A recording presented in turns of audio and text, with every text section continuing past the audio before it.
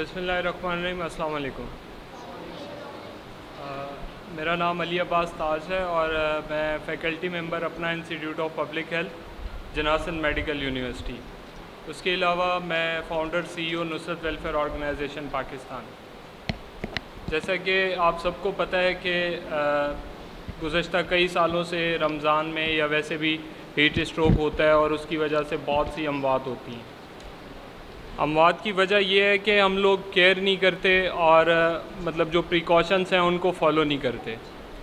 तो उसी चीज़ को मद्देनज़र रखते हुए मुख्तलिफ़ ऑर्गेनाइजेशन मुख्तलिफ़ स्पीकर इस पर वर्किंग कर रहे हैं ताकि हम लोगों को अवेयरनेस हो और हीट स्ट्रोक की वजह से हम मौत से या और जो उसकी वजह से कॉम्प्लिकेशन होते हैं उससे बचें।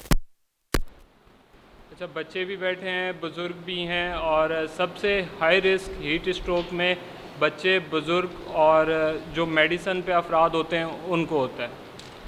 सबसे पहले तो हम देखेंगे कि हीट स्ट्रोक है क्या और उससे नुकसानात क्या होते हैं। हीट स्ट्रोक गर्मी की वजह से होता है, सबको पता है। उसमें जब भी हमारी बॉडी का टेम्परेचर गर्मी की वजह से या सनबर्न की वजह से बढ़ जाता है, वो बॉडी टेम्परेचर हमारा 104 फ़ारेनहाइट और 38 डिग्री सेंटीग्रेड पे जाता है, तो हमारी बॉडी का जो सेंट्रल नर्वस सिस्टम है, हमारा जो दिमाग है, वो इफ़ेक्ट होता है। उसमें ओल्ड एज हैं, बच्चे हैं, जो हजरात मेडिसन लेते हैं वो रिस्क पे आते हैं, जो मज़दूर तबका दोस्त हैं हमारे वो लोग रिस्क पे होते हैं। निशानियां क्या हैं कि हमें पता कैसे चले कि हीट स्ट्रोक हो गया, किसी को पता है? आप सबसे सवाल है कि हीट स्ट्रोक हो गया किसी को तो हमें कैसे पता चलेगा कि हीट स्ट्रोक है? फीवर भी हो सकता है जी।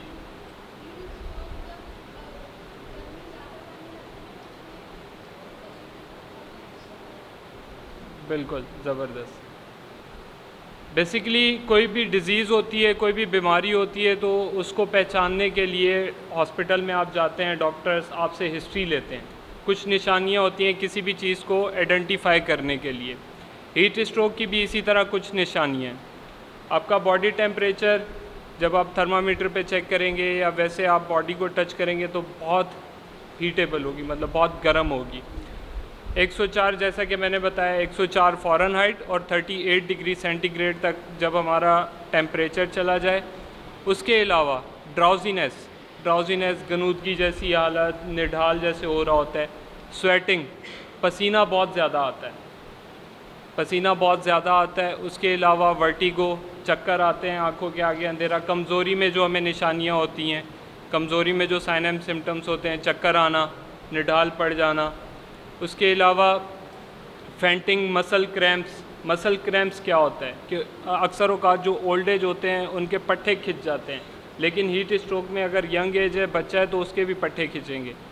आपकी टांगों के मसल्स क्रैम्प्स हो जाएंगे, ठीक है, आपके स्टमक मसल क्रैम्प हो जाएंगे। उसके अलावा बाजू में, आपकी पूरी बॉडी में मसल्स क्रैम्प स्टार्ट हो जाएंगे, मतलब पट्टे खिंचना आपके स्टार्ट हो जाएंगे, ठीक है। इरिटेशन होगी बहुत ज़्यादा, घबराहट जिसे कहते हैं। उसके अलावा हार्ट बीट और पल्स आपका फास्ट तेज़ होगा। जब भी हम बाज़ों का ये होता है कि घरों में चेक कर रहे होते हैं कि पल्स, अगर ब्लड प्रेशर के जिनके घरों में मरीज़ हैं उनको पता होगा, तो पल्स आपको फील हो रही होगी, बहुत तेज़ मतलब पल्स हो जाती है। सांस फूलना शुरू हो जाता है, तेज़ सांस लेना शुरू हो जाता है। उसके अलावा मरीज़ को पल्पिटेशन फील हो रही होती है। बाज़ औक़ात आपने नोट किया होगा कि जब भी सर में दर्द होता है तो हमारी जो हार्ट बीट है कानों में सुनाई दे रही होती है, टक टक टक करके जो हमारी हार्ट बीट की आवाज़ है वो हमारे कानों में और ब्रेन में पल्पिटेशन शुरू हो जाती है। नुकसानात क्या क्या हो सकते हैं? अगर हीट स्ट्रोक को हम इनिशियल लेवल पे फ़र्स्ट एड ना दें तो उसकी वजह से मौत हो सकती है। सबसे पहले, अब इसकी हम मैनेजमेंट पे, अगर ट्रीटमेंट पे आते हैं, सबसे पहले हमने क्या करना है? कोई भी आप किसी की भी हेल्प करने जाते हैं, according to medical rules and regulation, personal safety first. मिसाल के तौर पे आप किसी पार्क में गए, ठीक है, कोई ओल्ड एज है या कोई मज़दूर है, काम कर रहा है, वहाँ पे गिर गया, आपने क्या करना है? Personal safety. या रोड साइड पे कोई बाइक चलाते हुए गिर गया, क्या करना है? Personal safety first. Personal safety में हमने क्या करना है कि देखना है कोई गाड़ी आके हमें ना हिट कर दे, तो उसको किसी शेडी स्पेस, मतलब किसी छाँव वाली जगह पे उस विक्टिम को, उस मरीज़ को हमने शिफ्ट करना है। उससे क्या होगा कि हम ख़तरे से बच के कि किसी गाड़ी ने हमें हिट नहीं किया और मरीज़ भी हमने उसको किसी सेफ़ जगह पे शिफ्ट कर दिया। उसको छाँव वाली जगह पे हमने शिफ्ट किया। उसके बाद हमने क्या करना है, देखना है उसको कि भाई इसकी क्या कंडीशन है, बॉडी को हाथ लगा के देखना है उसको, बेहोश हो रहा है, सारे जो साइन एंड सिम्टम्स मैंने बताया वो उसमें चीज़ें देखनी है हमने, ठीक है। अगर वो निडाल है, एक चीज़ याद रखनी है, हीट स्ट्रोक की वजह से या किसी भी वजह से कोई मरीज़ निडाल है, क्योंकि बाज़ औक़ात क्या होता है रोड साइड पे एक्सीडेंट होता है तो सब कह रहे होते हैं पानी पिलाओ इसे, कुछ खिला दो। तो कोई भी बंदा अगर निढाल बेहोशी, नीम बेहोशी की सूरत में है तो उसको मुंह से आपने कुछ नहीं देना। उसका नुकसान क्या होगा कि वो गनूदगी की सूरत में होगा, वो जो भी चीज़ उसके मुंह में आप डालेंगे उसकी सांस की नाली में, ट्रैकिया में जा सकती है, जिसकी वजह से उसकी मौत वाक़ई हो सकती है। हीट स्ट्रोक की वजह से मौत नहीं हो रही है, आपने उसको पानी दिया गनूदगी की सूरत में, उसके ट्रैकिया में गई, हलक में गई और वो एक्सपायर हो सकता है। हमने शेडी जगह पे उसको, छाँव वाली जगह पे मरीज़ को शिफ्ट किया। उसके बाद सारी चीज़ें हमने जो साइन एंड सिम्टम्स थे, निशानियाँ थी वो देखी उसमें, ठीक है, सारी निशानियाँ हमें मिल गई। उसके बाद हमने क्या करना है, कॉल फॉर हेल्प, मदद के लिए बुलाना है किसी को। अब पाकिस्तान में जो अभी तक पैरामेडिक या EMT एम्बुलेंस है, सिर्फ अभी तक अमन वर्किंग कर रही है, क्योंकि ईदी एम्बुलेंस बहुत छोटी गाड़ी है, ठीक है, उसमें जस्ट फॉर ट्रांसपोर्टेशन हम यूज़ कर रहे हैं। फ़र्स्ट एड तो उसमें मिलती नहीं है। फ़र्स्ट एड हम नहीं करनी है जब तक कोई पैरामेडिकल स्टाफ, डॉक्टर या फिर उसके अलावा कोई एम्बुलेंस या कोई हेल्प हमें रिस्पॉन्ड करती है। हेल्प हमने उसकी क्या करनी है, लेग्स उसकी एलिवेट कर देनी है, बॉडी लेवल से, हार्ट लेवल से लेग्स एलिवेट कर देनी है। लेग्स एलिवेट करने का मकसद ये है कि जो हमारी लोअर लिम्ब है, मतलब जो हमारी टांगें हैं, उसमें ब्लड होता है तो वो उसकी हार्ट की तरफ सर्कुलेट करेगा, ठीक है, तो उसकी परफ्यूजन, मतलब जो ब्रेन तक ऑक्सीजन है वो प्रॉपर पहुंचेगी। लेग्स उसकी एलिवेट कर देनी है, पंखा चला देना है। पंखा नहीं है तो कोई गत्ता वगैरह रोड साइड पे या किसी ऐसी जगह पे जहाँ पंखा नहीं, गत्ता वगैरह, उससे उसको हवा देनी है। कपड़े उसने बहुत ज़्यादा पहने हुए हैं वो कम कर देने हैं हमने उसके कपड़े। अगर मेल है तो उसका मतलब बटन वगैरह खोल देने हैं। और उसके अलावा कोल्ड स्पंजिंग का मकसद ये है कि कोई भी गीला कपड़ा ठंडे पानी का लेके उसकी नेक के पीछे, उसकी एक्जिला में और ग्रोइन के नीचे हमने वो ठंडा कपड़ा लगाना है। कपड़ा लगाने से, इन जगहों पे कपड़ा क्यों लगा रहे हैं हम, क्योंकि ये यहाँ पे हमारी कैपिलरीज़ की एंडिंग होती है। कैपिलरीज़ क्या होती हैं, आपने बाज़ औक़ात देखा होगा कि काफ़ी लोगों के फेस पे या फिर बिल्कुल ब्लू कलर के धागे की तरह चीज़ें होती हैं, या आप अपनी ज़बान उठा के देखेंगे ब्लू कलर की एक आपको बारीक सी धागे जैसी नसें महसूस होंगी, उसको कैपिलरीज़ कहा जाता है। वहाँ पे जहाँ पे भी हमारी कैपिलरीज़ की एंडिंग होती है या कैपिलरीज़ होती हैं, वहाँ पे ब्लड या किसी भी चीज़ की एब्जॉर्बेशन फास्ट होती है, जल्दी होती है। देखा होगा आपने जो ब्लड प्रेशर के या कार्डिक पेशेंट होते हैं, कैपोटिन टैबलेट दी जाती है उन्हें ज़बान के नीचे, सबलिंगुअल। उससे क्या होता है कि यहाँ पे कैपिलरीज़ की एंडिंग है, एब्जॉर्ब जल्दी होती है तो वो असर जल्दी करती है। और रिच ऑफ ब्लड, ये जो हमारी जगह होती हैं यहाँ पे ब्लड ज़्यादा होता है, तो उससे ये है कि उसको हमने नेक के पीछे, एक्जिला हमारी जो बगल है उनके नीचे और ग्रोइन के नीचे ठंडे पानी से कपड़ा वेट करके और स्पंजिंग करनी है। उसके बाद हमने क्या करना है, पंखा चला दिया, स्पंजिंग कर दी, उसके सर पे पानी डालना है, उसके पेट वगैरह, मतलब पूरी बॉडी को उसकी को वेट कर देना है और हवा देनी है जब तक कोई मेडिकल रिस्पॉन्ड आ जाए। ये सब चीज़ें आपने कर दी। इन केस अगर वो बेहोश हो जाता है, ठीक है, आपने लेकिन एक और चीज़ करनी है कि उसकी पल्स चेक करते रहना है बार बार, कि कहीं वो हाइपोवॉल्मिक शॉक की तरफ तो नहीं जा रहा, कहीं वो एक्सपायरी की तरफ तो नहीं जा रहा। अगर वो खुदा न खास्ता ऐसी कंडीशन में आ जाता है तो उसके लिए एक अलग गाइडलाइन है, वो पूरी एक BLS होता है, वो फिर आपको इंशाल्लाह नेक्स्ट क्लास में बता देंगे। ये करना है। अब जो वजूहात बनती हैं हीट स्ट्रोक की, हम लोग केयर नहीं करते, धूप में जा रहे हैं, हम सर नहीं ढका, हमने ऐसे ही चले गए, जैसे आज बहुत ज़्यादा गर्मी हो रही है, हम चले गए, सन जो है हमें डायरेक्टली इफ़ेक्ट कर रहा है। उसके अलावा हम पानी का बहुत कम यूज़ करते हैं, रमज़ान में वैसे ही पानी रोज़ा रखता है इंसान, तो उसका हल ये है कि आपने कम से कम धूप में जाना है, कम से कम ऐसा काम करना है जिसमें मतलब आपकी एनर्जी ज़्यादा ना लगे। मिसाल कोई मुशक्क़त का काम आपने नहीं करना। अगर आप रोज़ा रख रहे हैं और गर्मी बहुत ज़्यादा है और ठंडे इन्वायरमेंट में रहना है, घर में रहना है, ठीक है, 4-5 बजे के बाद जब मौसम ठंडा हो जाता है फिर आप बाहर निकलें, फिर जो भी आपके मुशक्क़त के काम हैं वो सारे आप करें। ठीक है, फ़ैन लगा दिया हमने, आइस पैक लगा दिया और उसकी पूरी बॉडी पे और कपड़े हमने उसके रिमूव कर देने और फीट उसके एलिवेट कर देने। उसके अलावा प्रिकॉशंस, या फिर हम बात करते हैं कि प्रिकॉशंस पे आ जाते हैं। लूज़ फिटिंग वाले कपड़े हमने पहनने, क्योंकि बाज़ों का ये होता है, जैसे अभी मैंने पैंट शर्ट पहनी हुई है या बच्चों ने पैंट शर्ट पहनी हुई है, बहुत टाइट पैंट्स पहनते हैं हम, तो गर्मियों में हमने हीट स्ट्रोक के सीज़न में कोशिश करनी है कि लूज़ कपड़े हमने यूज़ करने हैं। उसके अलावा पानी का बहुत ज़्यादा इस्तेमाल करना है, ORS वगैरह पानी पीने, रोज़ा अफ्तार करते हैं आप, ORS वाला पानी पी लें। फ़ास्ट फूड से अवॉइड करें आप, ऑयली जो चीज़ें हैं उनसे अवॉइड करें। उसके अलावा जो मेडिकेशन पे हमारे ओल्ड एज हैं या जो लोग मेडिकेशन ले रहे हैं ब्लड प्रेशर की या मुख्तलिफ़ जगहों पे, तो वो प्रिकॉशंस करें उनसे। और अगर हम पार्किंग में अपनी कार पार्क करते हैं तो गाड़ी में कोई भी ना बैठे उस वक्त, ठीक है, आप किसी साए वाली जगह पे आ जाए, क्योंकि गाड़ी जब बंद होती है या पार्किंग में बहुत आप जिन हज़रात के पास गाड़ियाँ हैं बहुत गर्म हो जाती है, तो उसकी वजह से सफोकेशन की वजह से भी हीट स्ट्रोक हो सकता है। अगर हम ये सारी टेक्निक्स फॉलो करते हैं तो हम हीट स्ट्रोक से बच सकते हैं।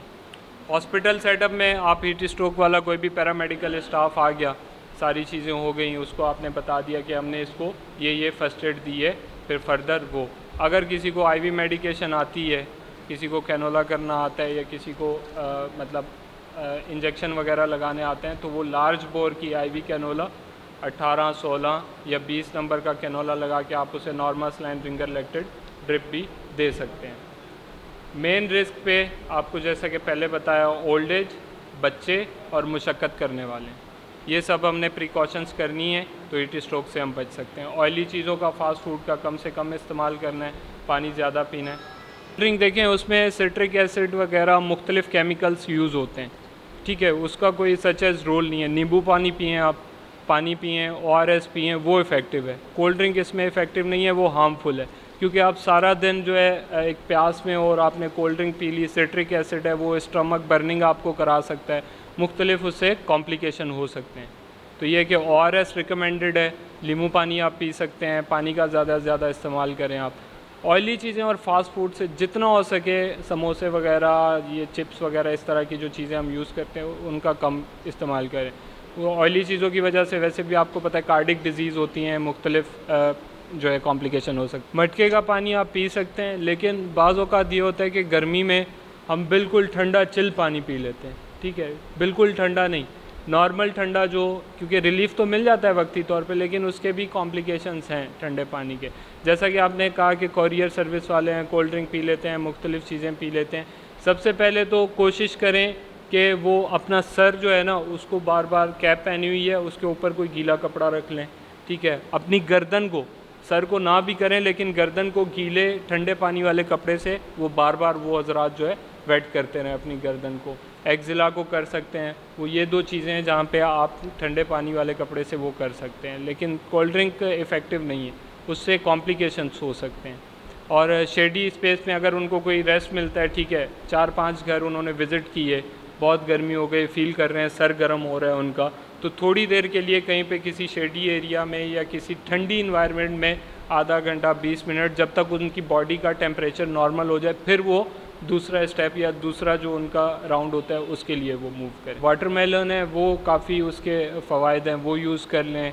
उसके अलावा दही, जैसे आपने कहा, और इस नींबू पानी बहुत इफ़ेक्टिव होता है, नमक वाला नींबू पानी आप पी लें, वो काफ़ी इफ़ेक्टिव है। ये सब चीज़ें हो जी। देखें, सबसे पहला जो साइन होता है हीट स्ट्रोक में, वो मैं आपको बता दूँ, स्किन कलर उसका चेंज होना शुरू हो जाएगा, स्किन कलर पेल होना शुरू हो जाएगा। जैसे भी हीट स्ट्रोक, सांस में इरिटेशन, फेंटिंग जिसको कहते हैं हम, वो शुरू हो जाएगी उसको, ये पहला साइन है, ठीक है। ये वो महसूस करे, सबसे पहले अपना एनवायरनमेंट चेंज करे, किसी कोल्ड सरफेस पे आए, किसी कोल्ड एनवायरनमेंट में आए, पानी का ज़्यादा ORS मंगवा ले, वो ORS वगैरह पी ले और ख़ुद को रिलैक्स करने की, और ये जगह जो जैसे मैं बताई कि वहाँ वेट कर ले। सबसे पहला साइन फेंटिंग है हीट स्ट्रोक का। जैसे कि आपने कहा कि हो रहा है तो हमें कैसा पहला साइन क्या है, फेंटिंग उसका पहला साइन होता है। तो उसमें ये कि कलर चेंज हो रहा होगा और इरिटेशन, थोड़ी सी उसको घबराहट जैसे कहते हैं, घबराहट महसूस होना शुरू होगी, ये पहला साइन होता है। तो वो खुद को कवर कर सकता है, मतलब सरफेस और बाकी सब चीज़ें। देखिए ना, कोई भी हम फूड वगैरह खाते हैं, स्टमक और वो पूरी एब्जॉर्बेशन वगैरह ये वो चीज़ें, बाज़ औक़ात आपने नोट किया होगा गांव देहात में हम जाते हैं नमक वाली लस्सी पी लेते हैं, उसके बाद सुस्ती वगैरह शुरू हो जाती है। उसका इफ़ेक्ट ये होता है कि बहुत उसकी जो तासीर जिसको कहा जाए, तासीर ठंडी होती है। कोई भी आप ठंडी चीज़ यूज़ करते हो तासीर वाली, ठंडी तासीर वाली, तो वो आपको थोड़ा सा ब्लड प्रेशर या इस तरह का आपका लो होगा, तो जिसकी वजह से आपको सुस्ती हो रही है। इन केस अगर उसका हीट स्ट्रोक की वजह से, क्योंकि काफ़ी अमवात हुई हैं, वजह ये हुई कि उनको प्रॉपर फर्स्ट एड नहीं मिल सकी। जैसा कि अंकल ने बताया, कार्डियोपल्मोनरी रिससिटेशन, फॉरेन कंट्रीज़ में छोटा 6 क्लास का बच्चा भी है उसको भी CPR आता है, लेकिन हमारे पास काफ़ी ऐसे कॉलेज और यूनिवर्सिटीज़ के स्टूडेंट हैं जिनको CPR के बारे में पता ही नहीं है। अंकल को मैं अप्रिशिएट करता हूँ कि इनको CPR के बारे में नॉलेज है। तो अगर दिल रुक जाता है, सांस रुक जाती है, तो उसमें कार्डियोपल्मोनरी रिससिटेशन हम कर सकते हैं, उससे उसकी लाइफ सेव हो सकती है। कार्डियोपल्मोनरी रिससिट, थोड़ा सा हम टॉपिक से हट रहे हैं। कार्डियोपल्मोनरी रिससिटेशन करने का मकसद ये होता है कि हम फिल्मों में, ड्रामों में आपने देखा होगा कि दिल पे जो है प्रेस कर रहे होते हैं दोनों हाथों से और शॉक वगैरह दे रहे होते हैं, उसको कार्डियोपल्मोनरी रिससिटेशन, उसकी पूरी एक क्लास है, प्रॉपर एक गाइडलाइन है, हर 3 साल बाद उसमें चेंजेस आते रहते हैं। अमेरिकन हार्ट एसोसिएशन वो गाइडलाइन देती है हमें। तो उससे ये है कि हार्ट पंप करने का मकसद ये होता है कि उसका ब्रेन जो है अलाइव रहे, उसके ब्रेन तक जो है ऑक्सीजन पहुंचती रहे, कार्डियोपल्मोनरी रिससिट, जब तक कोई मेडिकल रिस्पॉन्ड या कोई भी आता है, तो उस वजह से उसकी लाइफ हम सेव कर सकते हैं। अगर ब्रेन डेथ हो जाती है, आपको भी पता है, ब्रेन डेथ के बाद दुनिया की कोई ताकत भी या कोई भी वेंटिलेटर, कोई भी ICU उसको मतलब अलाइव नहीं कर सकता, या उसके लिए फर्स्ट एड या जो है मेडिकल चीज़ें प्रोवाइड नहीं कर सकता। मतली का जो मेन रीज़न है मतली होने का, एक तो फास्ट फूड है, जंक फूड वगैरह हम फास्ट फूड खाते हैं सहरी में, अफ्तारी में, उसकी वजह से भी हो सकती है। दूसरा H. पाइलोरी और मुख्तलिफ़ डिज़ीज़ की वजह से भी मतली होती है। दूसरा, काफ़ी बाज़ औक़ात जो कार में ट्रैवल कर रहे होते हैं, ठीक है, उनको भी मतली होती है। तो फास्ट फूड, जंक फूड की वजह से मतली वगैरह हमें रमज़ान के डेज़ में या गर्मियों के दिनों में, इसी या ऑयली चीज़ें ज़्यादा खाने की वजह से हमें वो प्रॉपर डाइजेस्ट नहीं हो पाती, जिसकी वजह से मतली होती है। और मुख्तलिफ़ डिज़ीज़ हैं जिनकी वजह से मतली वगैरह होती है। वाटरमेलन अंकल सबसे बेस्ट है रमज़ान के सीज़न में या हीट स्ट्रोक में। वाटरमेलन आप उसे क्या कहते हैं, क्या कहा जाता है उर्दू, तरबूज जो है उसका आप ज़्यादा से ज़्यादा यूज़ करें। उसमें क्योंकि लिक्विड भी बहुत ज़्यादा है और ठंडा भी है, तासीर भी ठंडी है, तो वो काफ़ी इफ़ेक्टिव होता है। तरबूज है, खीरा खाएं आप, दही खाएं, ठंडी जो चीज़ें हैं उनका ज़्यादा से ज़्यादा यूज़ करें। उसकी वजह से आप बस रमज़ान में बार बार एक चीज़ मैं रिपीट कर रहा हूँ, ऑयली चीज़ें, फास्ट फूड, जंक फूड, इनसे अवॉइड करना है। ऑयली चीज़ें खाने के नुकसानात पहले मैंने बताया कि हार्ट डिज़ीज़ हो सकती हैं, MI हो सकता है आपको, मायोकार्डियो इन्फॉक्शन हो सकता है, उसकी वजह से कार्डिक डिजीज़ हो सकती हैं, मल्टीपल्स, उसकी वजह से स्टमक डिज़ीज़ हो सकती है आपको, काफ़ी सारी चीज़ें हो सकती हैं ऑयली चीज़ें खाने की वजह से। और ऑयली चीज़ें देखिए मतलब इफ़ेक्टिव नहीं है, सेहतमंद नहीं है। फ्रूट जो नेचुरल चीज़ें उनका आपको भी पता है कि ज़्यादा से ज़्यादा हम यूज़ करेंगे तो वो हमारे लिए इफ़ेक्टिव होती हैं।